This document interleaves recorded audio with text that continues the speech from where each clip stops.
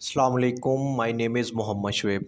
Welcome to all dear student. आज की इस वीडियो में हम नाइन्थ क्लास का एक इम्पोर्टेंट शॉर्ट क्वेश्चन डिस्कस करेंगे चैप्टर नंबर 1 से, जो मोस्टली स्टूडेंट को समझ नहीं आता।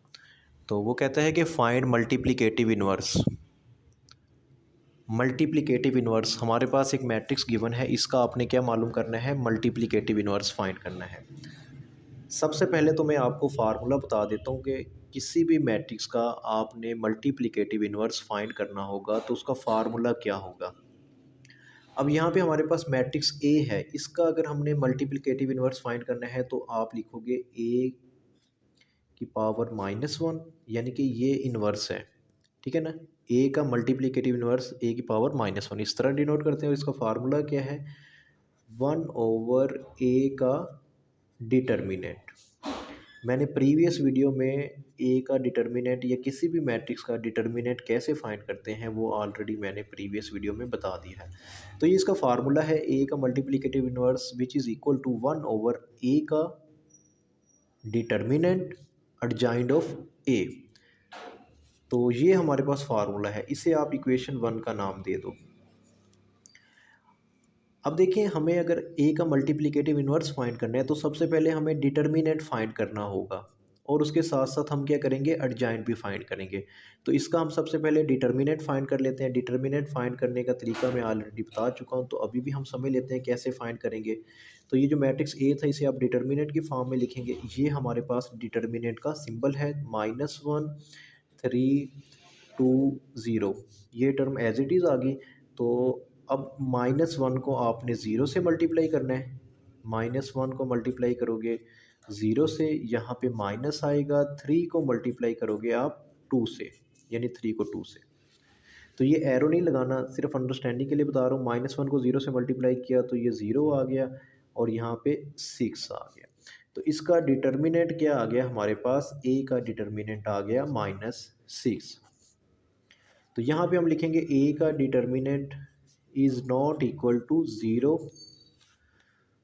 सो ए का मल्टीप्लिकेटिव जो इन्वर्स है इज़ पॉसिबल, यानी कि वो हमारे पास क्या है, पॉसिबल है। अगर यहाँ पे हमारे पास ए का डिटर्मिनेंट ज़ीरो आ जाता तो हम कहते कि ये गिवन मैट्रिक्स हमारे पास क्या हो गया, सिंगुलर हो गया है। So multiplicative inverse is not possible. अब उसके बाद हमने क्या फाइंड करना था, एडजॉइंट भी फाइंड करना है। तो यहाँ पे मैं एडजॉइंट बता देता हूँ कि कैसे फाइंड करोगे। तो ये जो मैट्रिक्स ए है, इसका आपने एडजॉइंट फाइंड करना है, बिल्कुल आसान है। तो इसे आप लिख देते हैं एडजॉइंट ए, और ये मैंने स्क्वायर ब्रैकेट लगा दी। अब आप देखें कि ये हमारे पास डायगोनल मैट्रिक्स या डायगोनल की एंट्रीज़ हैं। तो ये ज़ीरो को आप यहाँ पे प्लेस कर देंगे, यानी कि इनकी आपने पोजीशन चेंज कर देनी है। यहाँ पे ज़ीरो आ गया और यहाँ पे -1। डायगोनल की जो एंट्रीज़ है उनकी पोजीशन चेंज करनी है, और नॉन डायगोनल एंट्रीज़ के साइन, यानी कि अगर ये -3 होता तो +3 हो जाता। ये दोनों प्लस के हैं तो ये क्या हो जाएंगे, -3 -2।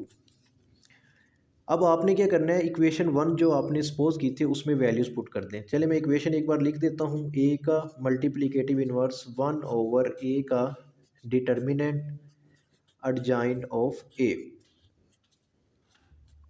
अब हमारे पास ए का डिटर्मिनेंट क्या आ गया है, वो आ गया है -6, और एडजॉइंट की वैल्यू ये आई है। तो ये वैल्यूज़ यहाँ पे पुट कर दें, 0 -3 -2 -1। अब आप देखें कि ये दोनों आपस में क्या हो रहे हैं, मल्टीप्लाई हो रहे हैं। तो इन्हें आप मल्टीप्लाई कर दें, तो उसके बाद हमारा रिक्वायर आंसर आ जाएगा। ज़ीरो को इससे मल्टीप्लाई करेंगे तो ये सारी टर्म ज़ीरो ही आ जाएगी। -3 को 1 से मल्टीप्लाई करें, -3/-6, -2/-6, -1 को 1 से मल्टीप्लाई करें, -1/-6। अच्छा, अब आप इसे सिंप्लीफाई करें तो यहाँ पे हमारे पास रिक्वायर आंसर आ जाएगा 0। ये माइनस से माइनस कैंसिल, 3 1 द 3 3 2 द 6। इसे सिंप्लीफाई किया 1/2। इसे आप सिंप्लीफाई करेंगे 1/3 आ जाएगा, और यहाँ पे 1/6 आ जाएगा। तो ये हमारे पास क्या आ गया, ए का मल्टीप्लिकेटिव इन्वर्स। मुझे उम्मीद है कि आप लोगों को अच्छे से समझ आ गई होगी। अगर एग्ज़ाम में वो यहाँ पे लिख देता है कि बी का मल्टीप्लिकेटिव या सी का, तो यही फार्मूला होगा। एक ही जगह पे आपने सी लिख देना है, ये 1/सी का डिटर्मिनेंट एडजॉइंट ऑफ सी। तो बिल्कुल ये इजी वे में आपने सबसे पहले डिटर्मिनेंट फाइंड करना है, उसके बाद एडजॉइंट, फिर इसी इक्वेशन वन में वैल्यूज़ पुट करनी है, लास्ट में उन्हें मल्टीप्लाई करके सिंप्लीफाई कर देना है, तो हमारा आंसर आ जाएगा।